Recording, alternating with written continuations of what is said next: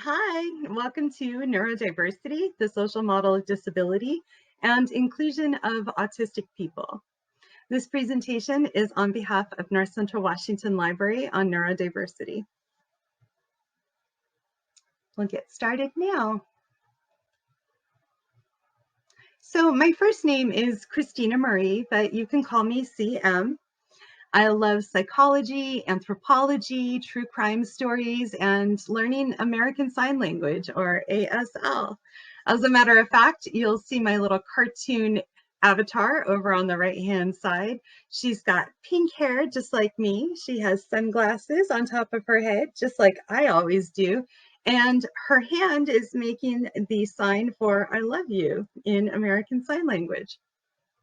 She's going to appear on many of these slides and walk us through this discussion.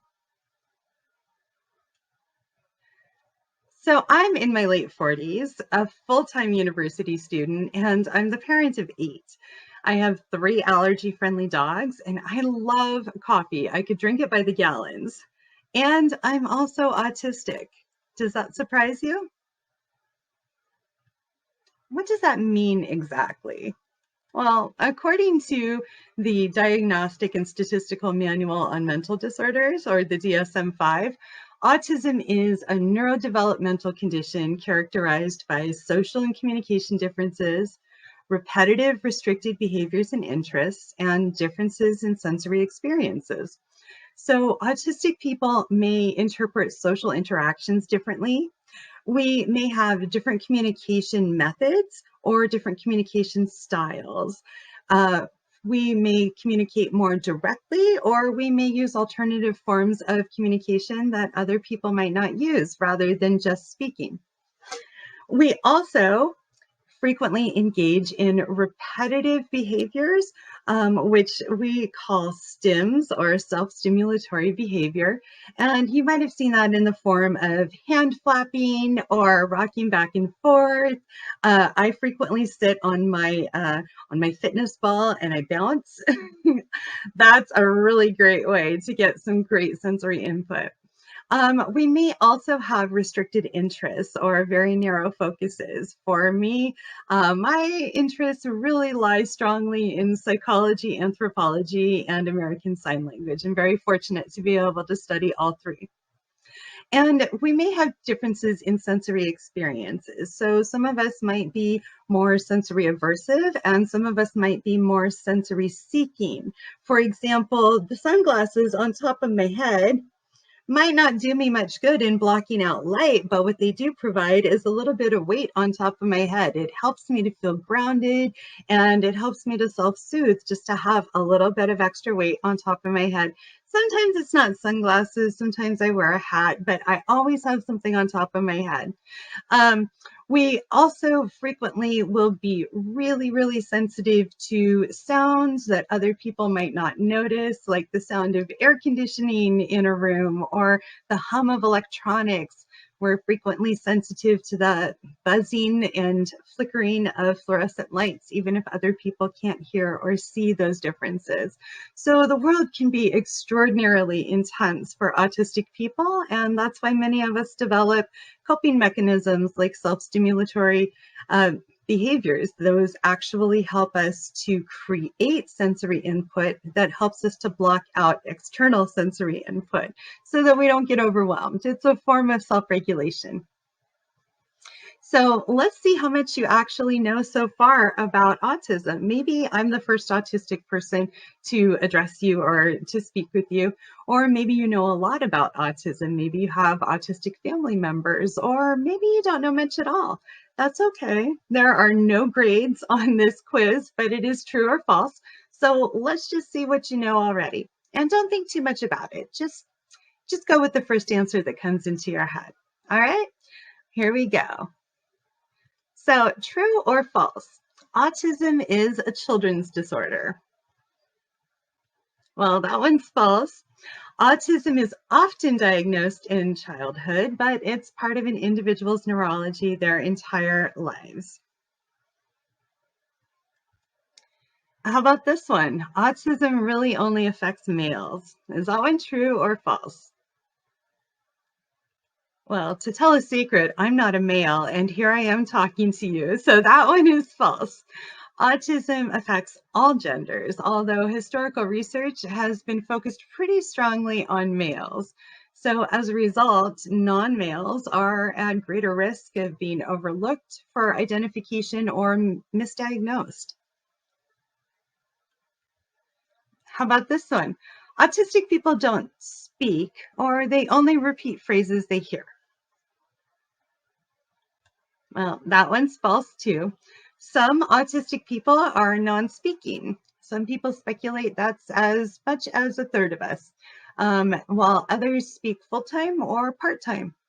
The repetition of speech is called echolalia, and some autistic people communicate in this way and some don't. Sometimes it's used as a form of communication, and sometimes it's used as a form of stimming because repeating words can be really satisfying from a sensory standpoint, and it can be fun. How about this one? I know that there are probably a lot of really strong opinions on this one, but you're going to get mine. So, non-speaking autistic people need a parent, a caregiver, or someone else, like an organization, to speak for them. Is that one true or false? Well, I hope you'll agree with me that that's false. Everyone communicates, and everyone should be allowed to express their needs and preferences in their natural form of communication. Some autistic people use gestures or typing, writing, texting, pointing to letters on a board, or they use electronic devices which they can program with speech that will generate speech on their behalf. Or some people even use sign language, like me, to communicate all or part of the time. All communication is valid. How about this one? So-called high-functioning autistic people don't need extra support or accommodations. Well, so first you should know that the autistic community largely rejects functioning labels like high or low functioning because they do very little to describe our support needs. We prefer when people describe our specific needs rather than using labels. But actually, people who are considered high functioning by most of society may still need accommodation and support. For example, while some people might think that I fit in that category because I am speaking part of the time and I can drive a car, there are other things that I can't do. For example, my spatial reasoning is really, really poor. So things like getting directions or finding my way around a city, navigation are very difficult for me. I can't read a bus schedule or a train schedule, and I can't ride a bicycle. So there are many things that other people can do that I can't do, and I might need extra support for those activities. How about this one? Autism is a tragedy and it should be cured. Is that one true or false? From the bottom of my heart, I declare that to be false. While there are some people who are autistic and may wish to be cured, a majority of the autistic community does not hope for a cure. Because while being autistic in today's world can be disabling in many ways, autism is not a disease and it doesn't need to be cured. Our lives are not tragic or pitiful, they're worth living.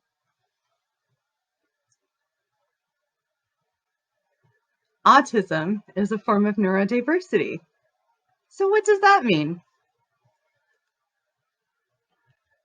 Well, neurodiversity is a term that was coined by autistic sociologist Judy Singer in the 1990s to describe the concept that variation among human brains is a natural expression of diversity in nature and not a deficit. So neurodiversity is a biological fact and it includes everyone. It includes both neurotypical and neurodivergent brains. Wait a second, what does that mean? Those are some really big words, right? And they might be new to you. Well, neurotypical brains Those are brains that conform in development and function to what society considers typical.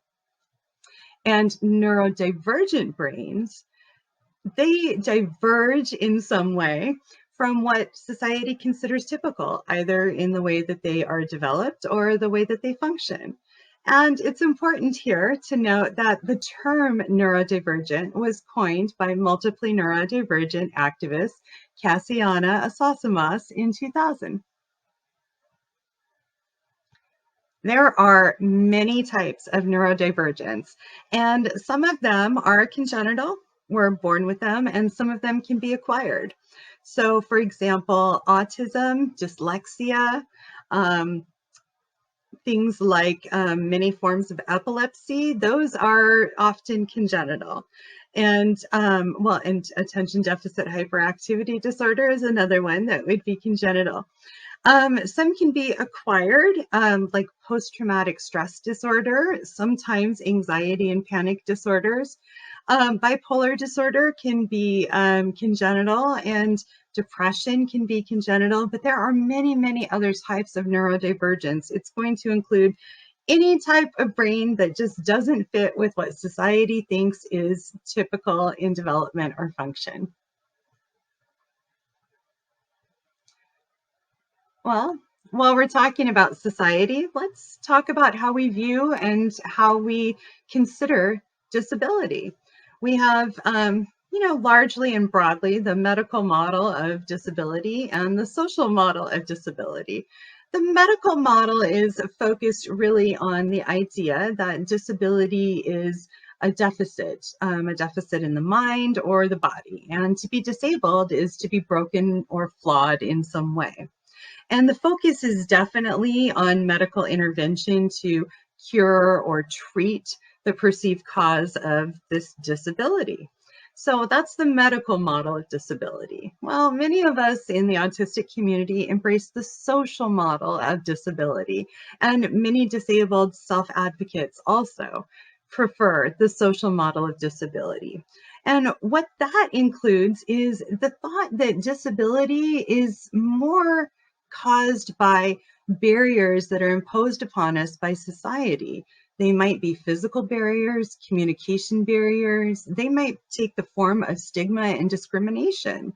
There are many barriers that can pop up for any type of disability. And we also choose to believe that disabled is a normal form of human variation. So disability is not inherently bad, it's just a difference. And we see difference everywhere in nature. We see variety and diversity everywhere in nature. No two flowers look exactly the same. No two birds look exactly the same. There are variations among species everywhere, and humans are no different. The focus for the social model of disability is really on autonomy for disabled people, access to society, and inclusion. So you might be wondering how you can help neurodivergent folks feel included. Well, first, remember to speak to us, not our caregivers or companions. We have our own voices. Please validate our communication methods. All communication is valid. If you are conducting a noisy venue, you're having live music or worship, please consider providing earplugs for those events for people who might need them, because those sensory experiences can be pretty overwhelming. Avoid fluorescent lighting when at all possible. As I mentioned before, some of us are very sensitive to it, and some of us also have co-occurring migraine conditions that can be triggered by fluorescent lighting. Please give us space to stim without judgment. We might need more room for things like hand flapping or rocking. And when conducting social media or presentations, please provide captions on videos. Many of us have auditory processing differences that are co-occurring with autism or neurodivergence, and those captions can really help us a lot. And in the same vein, many of us have visual processing differences, so please provide image descriptions of photos that you might share on social media or in presentation. Give us, again, that extra space to walk or move around instead of sitting still when possible. Self-stimulation and movement can really help us to avoid sensory overload. When you're hosting events, consider designating a room where people can go to just calm down. It should be soothing and free of clutter and, visual sensory assault. And consider giving like floor pillows to just nestle into and calm down in. It can really make a difference for folks who need a little break away from the action. Please don't talk about our conditions as if our lives are tragic or pitiful. Our lives are definitely worth living. Also, please know that some of us enjoy hugs and gentle touches, but some of us don't. And some of us just need to be asked permission first, and then we can consent and we feel great about getting a hug. But please ask before touching us. Avoid flashing or strobing light displays at gatherings, as well as flash photography. It's very common in the neurodivergent population to have co-occurring seizure or migraine disorders, and those can be triggered by flashing lights. Please avoid scented candles, air fresheners, potpourri, essential oils, perfumes during gatherings. Our sense of smell can be quite acute, and smells can be overwhelming just as much as sound and light. And in the vein of restricted interests, many of us have special interests that we love to talk about. So ask us. We will regale you with all sorts of information if given the opportunity. And we love talking about our special interests. If you need us to do a sizable task, please break it down into smaller steps, because many of us can get overwhelmed with large projects, but we might do better with small accomplishable goals along the way to complete something bigger. And please use plain, direct language when communicating with us.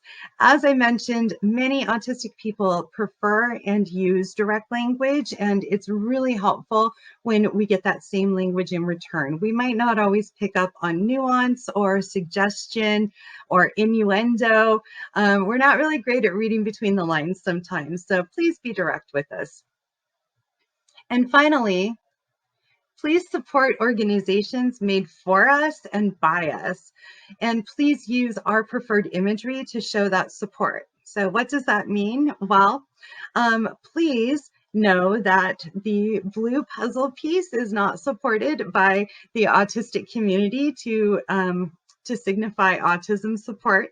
Rather, the rainbow infinity loop is. It stands for neurodiversity, and it's used in not only the autistic community, but other neurodivergent communities. And most of us prefer that type of imagery because we aren't puzzles, we don't have pieces missing, and we're not incomplete. Also, please support organizations that are run by autistic people, like the Autistic Self-Advocacy Network and the Autistic Women and Non-Binary Network. Those are completely autistic run, and so they know our needs better than organizations that are run by non-autistic people, and they support our needs better because they are autistic themselves. Organizations like Autism Speaks or the Autism Society are usually run by and for non-autistic parents and caregivers. So they don't have a lot of autistic voices speaking through them. And they actually meet the needs of caregivers more than they meet autistic people's needs. And again, they tend to be focused on children's experiences, and autistic adults need support too. So we really prefer that you support organizations that are created by us for us. So thank you very much. If you would like more information about NCW Lend, or if you'd like to book a presentation, you can email me, Christina Marie Wright at ncwlend@gmail.com. I just have a couple of slides here with references. And that's it. Thank you so much.